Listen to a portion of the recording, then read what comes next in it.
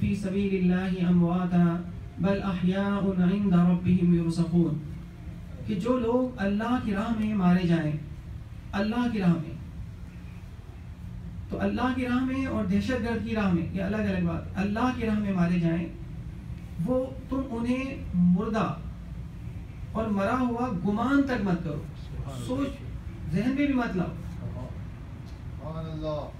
بلکہ وہ بل احیاء، بلکہ وہ زندہ ہیں، عند ربہم یرزقون، اپنے رب کے پاس ہیں اور انہیں رزق دیا جاتا ہے، یعنی پورا انہیں سب کچھ ملتا ہے۔ تو جو اللہ کی راہ میں اپنے آپ کو مٹا دیتے ہیں، ختم کرتے ہیں، وہ مر کے بھی نہیں مرتے، سبحان اللہ، اور جو ایسا نہ کرے وہ زندہ ہوتے ہوئے بھی مر جاتے ہیں۔ سبحان اللہ۔ اور اس واقعے میں ایک سبق ہے ہمارے لیے، سبق تو آخر میں ہوتا ہے، میں پہلے ہی بتا دوں کہیں میں اس سے ذہن سے نہ نکل جائے، کہ love, when we claim we love someone, love demands sacrifice of your wealth, your money, your energy, time and everything, even your life. ٹیسٹیفیکیشن ہوتا ہے جب آپ کوئی چیز سیکریفائز کرتے ہیں۔ ہم اللہ سے بڑی محبت کرتے ہیں، ہمارے پاس ٹائم نہیں لگے، اللہ سے بڑی محبت ہے لیکن پیسے نہیں دے سکتے اللہ کے نام پہ، بچوں سے بڑی محبت ہے لیکن پیسے دے سکتے ہیں اس کے نام پر۔ تو محبت جو ہے وہ ڈیمانڈ کرتی ہے ہم سے کہ ہم سیکریفائز کریں، جتنی بھی محبت ہے، چاہے دنیاوی ہے یا دینی محبت ہے، تو جبھی وہ صحیح ہوگی جب ہم اس کی راہ میں قربانی دیں، ہر طرح کی، جو ہم سے مطالبہ ہو، جو ہم سے کہا جائے۔ انہوں نے اپنی جان کی قربانی دی، جان سب سے زیادہ اہم ہوتی ہے، سب سے امپورٹنٹ چیز ہوتی ہے انسان کے لیے۔ انسان ساری دولت دے کر بھی اپنی جان بچانے کی کوشش کرتا ہے، بیمار ہو جائے تو سارا پیسہ داؤ پہ لگا دیتا ہے، مکان تک بھیج دیتا ہے، گاڑی بھیج دیتا ہے، فٹ پاتھ پہ آ جاتا ہے، لیکن اپنا علاج کرواتا ہے۔ لیکن انہوں نے اپنی سب سے اہم چیز تک اللہ کے نام پہ قربان کی، کیونکہ یہ ایک ٹیسٹ بھی تھا، ٹیسٹیفیکیشن بھی تھی۔ ابراہیم علیہ السلام سے بیٹے کی قربانی کا مطالبہ کیا، انہوں نے وہ قربان کر دیا۔ وہ الگ بات ہے کہ اللہ نے اس کو ایک مینڈھا، شاید بچے نہ سمجھے، ریم، اس کے بدلے میں ایک ریم آیا آسمان سے، اور اس کو، تو جو بھی محبتیں ہیں اور جتنی بڑی محبت ہوگی اس کے لیے اتنا ہی بڑا امتحان ہوگا، اتنی بڑی قربانی کا مطالبہ ہوگا۔ آج کی اس نشست میں ہم بات کریں گے محرم الحرام کی اہمیت کے بارے میں مختصراً، اور عاشورہ کو عاشورہ کیوں کہتے ہیں اس کے بارے میں مختصراً، اس کی وجہ فضیلت کیا ہے، اس میں کیا کرنا چاہیے، ہمیں کن باتوں سے بچنا چاہیے، اور اہل بیت اطہار کی فضیلت کے حوالے سے کچھ تھوڑی سی بات کریں گے۔ قرآن کریم میں اللہ رب العزت نے فرمایا ان عدت الشہور عند اللہ 12 شہرا، کہ اللہ رب العزت نے مہینوں کی تعداد 12 کی ہے، مہینوں کی تعداد 12 رکھی، اور پھر آخر میں آتا ہے، اس آیت کے آخر میں ہے کہ منہا اربعۃ حرم، ان 12 میں سے 4 مہینے ایسے ہیں جو حرمت والے ہیں۔ اور زمانے جاہلیت میں بھی، اسلام سے پہلے بھی، جب 4 مہینوں کا ذکر آتا تھا، ذی قعدہ، ذی الحج، رجب اور محرم، تو ان میں جنگیں رک جایا کرتی تھی، لوگ اپنے اختلافات بھول بیٹھتے تھے اور امن و امان آ جاتا تھا۔ کئی جنگیں ایسی ہوتی تھیں یہ کہ یہ محترم مہینے آ گئے، اس میں غیر مسلم اور کافروں نے بھی ان مہینوں کا احترام کیا، اپنے کفر کے باوجود بھی، اپنی تمام خرابیوں کے باوجود بھی ان مہینوں کا احترام کرتے۔ تو اللہ رب العزت نے اسے فرمایا کہ اربعۃ حرم، اسلام آنے کے بعد بھی یہ 4 مہینے محترم ہیں۔ تو اس میں ان 4 مہینوں میں محرم بھی ہے، اور پھر ان 4 مہینوں عاشورہ بھی اسی مہینے میں ہے، 10واں دن ہے۔ تو پہلے تو مہینہ ہی بڑا محترم ہے یہ، اور اسلام سے پہلے بھی محترم تھا یہ۔ دوسرا عاشورہ، خود اگر ہم اس مہینے کے 10ویں دن کو دیکھیں تو وہ خود اہمیتوں سے بھرا ہوا ہے۔ عاشورہ کو عاشورہ کیوں کہتے ہیں، اس میں کئی باتیں ہیں۔ ایک قول یہ بھی ہے کہ عربی زبان میں عشر اور عشرہ 10 کو کہتے ہیں، چونکہ یہ اس مہینے کا 10واں دن ہے اور یہ سارے بڑے بڑے ایونٹ اس دن ہوئے، اس لیے اس کو عاشورہ کہتے ہیں۔ اور ایک اور قول کے مطابق کہ اللہ تعالیٰ نے دنوں میں کئی دنوں کو فضیلت دی، کئی دن ایسے ہیں کئی ایسے، ان میں سے یہ 10واں ایونٹ ہے کہ اس دن کی اہمیت، یہ وہ 10واں دن ہے کیونکہ یہ 10ویں نمبر پہ آیا، 1 2 3 4 کے بعد 10ویں نمبر پہ اس کا ذکر آیا ہے، لہذا اس کو عاشورہ کہا گیا ہے۔ یہ زیادہ تر لوگ اس کو یہی اسی لیے کہتے ہیں کہ 10واں دن ہے اس لیے اس کو عاشورہ کہا گیا ہے۔ تو یہ اس کی اس مہینے کے اس دن کی جو ایک ہسٹوریکل سگنیفیکنس ہے، ایک ریلیجس سگنیفیکنس ہے، اور عاشورہ کی نہ صرف ریلیجس سگنیفیکنس اسلام میں ہے بلکہ جوڈائزم میں بھی ہے، زمانہ جاہلیت میں بھی تھی اس کی۔ اس ایک طرف تو ہمارے لیے یہ اہمیت ہے تاریخی اور اسلامی ہے کہ اس سے یہ اسلامی کیلنڈر کا پہلا مہینہ ہے، اس سے اس مہینے ہجرت سے اس کو جوڑا جاتا ہے، منسوخ کیا جاتا ہے۔ اور ابن کثیر تفسیر ابن کثیر آج کل انگلش میں بھی اس کے آ گیا ہے اور وہ فری آپ ڈاؤن لوڈ کر سکتے ہیں، مختلف جگہ پہ موجود ہے انگلش میں، جو بچے نہیں پڑھ سکتے اردو میں تو ہے ہی کتاب، اصل عربی میں تھی کتاب ہی۔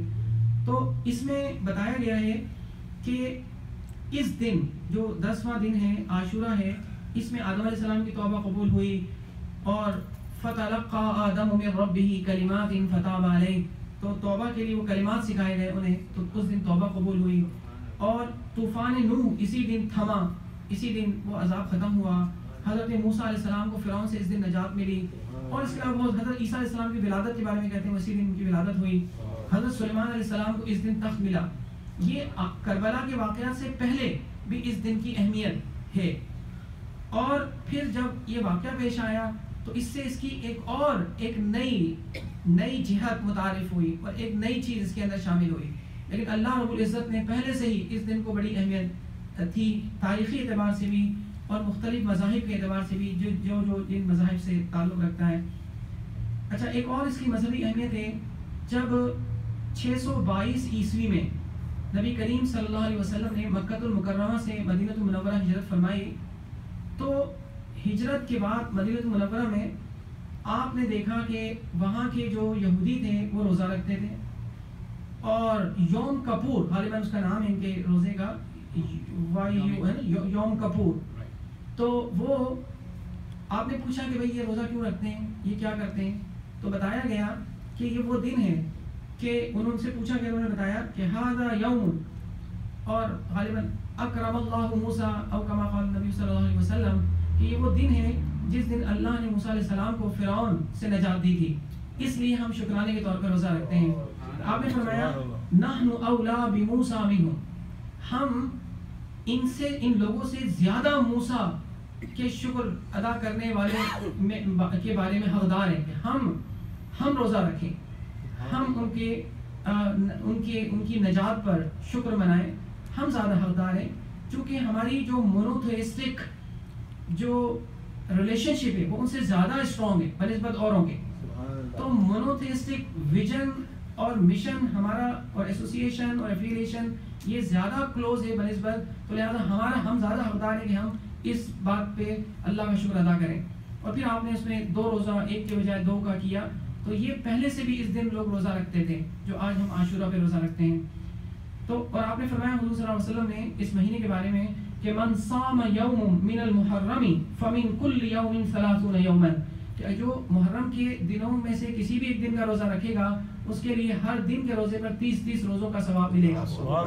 تو یہ، اور پھر ظاہر زیادہ تر لوگ عاشورہ میں 9 10 یا 10 11 کا روزہ رکھتے ہیں، لیکن ویسے بھی اگر کوئی روزہ رکھے تو اس کی بڑی فضیلت ہے۔ اس دن میں ہمیں کیا کرنا چاہیے، اس دن میں اس مہینے میں ظاہر ہے وہ لوگ روزہ رکھتے ہیں، یہ ہے اس تو طالبین میں کچھ اعمال دیے ہیں کرنے کے لیے، اس صفحے کو فوٹو کاپی کرا سکتے ہیں، آن لائن اس کو فوٹو کاپی کھینچ کے اس کو پڑھ سکتے ہیں اپنے اس پہ، یا دیکھ سکتے ہیں، یا آئی بک میں اس کو رکھ سکتے ہیں۔ تو اس میں کچھ اعمال دیے، مثال کے 4 رکعت نفل پڑھنا چاہیے ایک سلام کے ساتھ، ایک تو یہ طریقہ ہے۔ اس کے علاوہ ایک اور بھی ہے، 2 رکعت کر کے پڑھیں، اس میں کچھ اور پڑھیں۔ آسان ترین یہی ہے کہ آپ سورہ فاتحہ کے بعد 50 مرتبہ ہر رکعت میں سورہ اخلاص پڑھیں، سورہ فاتحہ اور 50 دفعہ سورہ اخلاص پڑھیں. ایک یہ بھی اس میں طریقہ بتایا گیا ہے. اسی طرح سے عاشورہ کی رات بھر عبادت کرنا بڑا فضیلت کا باعث ہوتا ہے. خرچ میں وسعت کرنا چاہیے. عاشورہ کے دنوں میں گھر والوں کو لوگوں کو کھانے کھلانا چاہیے. گناہوں سے بچنے کی کوشش کرنا چاہیے اور استغفار کرنا چاہیے اپنے لیے. اور ختم قرآن ہے, فاتحہ خوانی کی جاتی ہے, لوگوں کو حلیم پکایا جاتا ہے, جو بھی ہو کسی بھی انداز میں ہو کھانا کھلانا لوگوں کو, اور وسعت کرنا, اپنے دسترخوان کو وسیع کریں. یہ اس دن کے اعمال ہوتے ہیں. اس دن نہیں کر سکے تو پھر اس مہینے کبھی بھی کر سکیں. ظاہر ہے اس دن چھٹی نہیں ہوتی, جابس ہوتی ہیں, تو بہرحال جب بھی کریں گے اس نیت کے ساتھ تو امید ہے اللہ تعالیٰ اس کو اسی طرح سے اجر و ثواب عطا فرمائیں گے. یہ صرف نئے سال کا آغاز نہیں ہے, بلکہ محرم جو ہے ایک اسپریچول رینیول بھی ہے. ہر سال اسپریچول رینیول کی ایک سفر ہے. یہ اس کی بھی ہمیں یاد دلاتا ہے کہ ہم اپنے روحانیت کو, یہ سارے ذکر و اذکار اور ساری باتیں اس واقعے کو یاد کر کر کے اپنا اسپریچول رینیول کریں. تو مہینہ بھی یہ سال بھی شروع ہو رہا ہے, اس کا بھی آغاز ہے, اور ہماری ایک اسپریچول جرنی کا بھی ہر سال ایک نیا آغاز ہوتا ہے کہ ہم ایک نئے سفر پہ روانہ ہوتے ہیں اور بہتر سفر پہ روانہ ہوتے ہیں. شہید اور شہادت, ہم شہدائے کربلا کی یاد میں بیٹھے ہیں. تو شہادت کا مطلب ہے گواہی دینا. ایک گواہی تو یہ ہے کہ آپ شہادہ, اکثر آتا ہے کہ ایمان کیا ہے, ما هو الاسلام, تو یہ ان تشہد اللہ الہ الا اللہ وان محمد رسول اللہ, حدیث میں آتا ہے کہ تم گواہی دو. تو ایک تو گواہی دینا یہ ہے, اور ایک یہ بھی شہادت ہے. یہ شہادت اپنے عمل سے گواہی دینا ہے کہ ہم اللہ کے آگے سبمٹ کر رہے ہیں. اسلام کا مطلب کیا ہوتا ہے کہ total submission to will of اللہ, کہ میں نہیں ہوں بلکہ مجھے جو کہا جائے گا میں کروں گا. تو یہ ایک ٹوٹل سبمیشن ہے. یہ ایک اعلیٰ درجے کی گواہی ہے شہادہ, کہ ہاں میں نے اللہ کو مانا اور اپنی جان اس پہ قربان کی, جان دے کر اپنے عمل سے. کربلا کو مقتل اور مشہد بھی ہے. مشہد کیوں کہتے ہیں؟ یہاں اللہ کی موحدین نے, اللہ کے ماننے والوں نے, وہ مشہد, یہ شہادت کی جگہ ہے. یہاں اللہ کی کہ وحدانیت کی گواہی دی اپنے عمل سے قربان ہو کر. اور یہ مقتل ہے وہ جگہ جہاں پر انہوں نے اپنے آپ کو, اپنی جانیں دے کر اللہ کی وحدانیت کو بلند کیا اور اپنے حق کو بلند کیا. تو یہ جو کربلا ہے, یہ ایک, میں ابھی شروع میں بھی کہا تھا میں نے, کہ sign and symbol of Muslim unity. مسلمانوں کی اکثریت جو ہے باقی چیزوں میں تو اختلاف کرے گی, لیکن اس بارے میں وہ یونائٹ ہو جاتی ہے. دنیا کے ہر حصے میں اس وقت اس میں اکثر لوگ وہ عاشورہ مناتے ہیں. میں ابھی کچھ دن, 2-3 دن پہلے میں ترکی میں تھا, 3-4-5 دن کے لیے میں وہاں بھی پروگرام تھا, کانفرنس تھی. تو وہاں بھی لوگ جو ہے وہ جس طرح ہم یہاں جمع ہو رہے ہیں یا بہت سی تقریبات ہو رہی ہیں, اس طرح وہاں بھی یہ ساری چیزیں ہو رہی. اکثریت لوگوں کی دنیا بھر میں, چاہے وہ کسی بھی جگہ پہ ہوں, وہ اس ماہ محرم کو مناتے ہیں اور عاشورہ کو یاد رکھتے ہیں. وہاں حسین اور شہدائے کربلا کی یاد مناتے ہیں. بس ان کے منانے کے انداز تھوڑے مختلف ہو جاتے ہیں. کوئی کس طرح سے اس کو ہم اردو میں کر رہے ہیں, کوئی عربی میں کرتا ہے, کوئی اور طریقے ہوتے ہیں. لیکن یہ ایک کچھ لوگ نہیں کرتے, لیکن اکثریت کو دیکھیں کہ کیا کر رہے ہیں. اس کا ایک ہسٹوریکل بیک گراؤنڈ ہے. یہ ہوا کیا تھا, یہ کیا ماجرا ہے, کوئی لوگ فیور کرتے ہیں, کوئی لوگ نہیں کرتے, کیا ہے. میں آپ کو مختصراً 2-4 چیزیں اس کے بارے میں بتاتا ہوں. کہ دیکھیں, جب حضرت عثمان غنی رضی اللہ تعالیٰ عنہ کو شہید کیا گیا, تو اس کی شہادت کے فوراً بعد اس زمانے میں جو سیریا, شام کے گورنر تھے, وہ ان کا نام تھا حضرت امیر معاویہ رضی اللہ تعالیٰ عنہ, وہ وہاں کے گورنر تھے. تو ان کا یہ مطالبہ تھا کہ بھئی حضرت عثمان غنی رضی اللہ تعالیٰ عنہ کے جو قاتل ہیں انہیں سزا دی جائے, گرفتار کیا جائے, پکڑا جائے. اور حضرت عثمان غنی رضی اللہ تعالیٰ عنہ کی شہادت کے بعد سیدنا علی رضی اللہ تعالیٰ عنہ چوتھے اسلامی خلیفہ مقرر ہوئے. لیکن یہ جتنے بھی لوگ تھے جو ان کے قتل میں ملوث تھے یا اس سازش میں ملوث تھے, یہ کسی نہ کسی طرح سے سیدنا علی رضی اللہ تعالیٰ عنہ کی فوج میں یا ان کے اندر یہ شامل ہو گئے. اس طرح شامل ہوئے کہ کوئی شناخت ممکن نہ رہی, جاننا. ادھر ان کا مطالبہ بڑھتا جا رہا تھا کہ ان کے قاتلوں کو پکڑا جائے. بیچ میں غلط فہمیاں بھی پیدا ہو رہی تھی کہ یہ ڈیلے کر رہے ہیں, یہ نہیں کر رہے ہیں. تو اس طرح کی غلط فہمیوں سے دونوں طرف کی فوجوں کا آمنا سامنا بھی ہوا. حضرت معاویہ رضی اللہ تعالیٰ کی فوج کا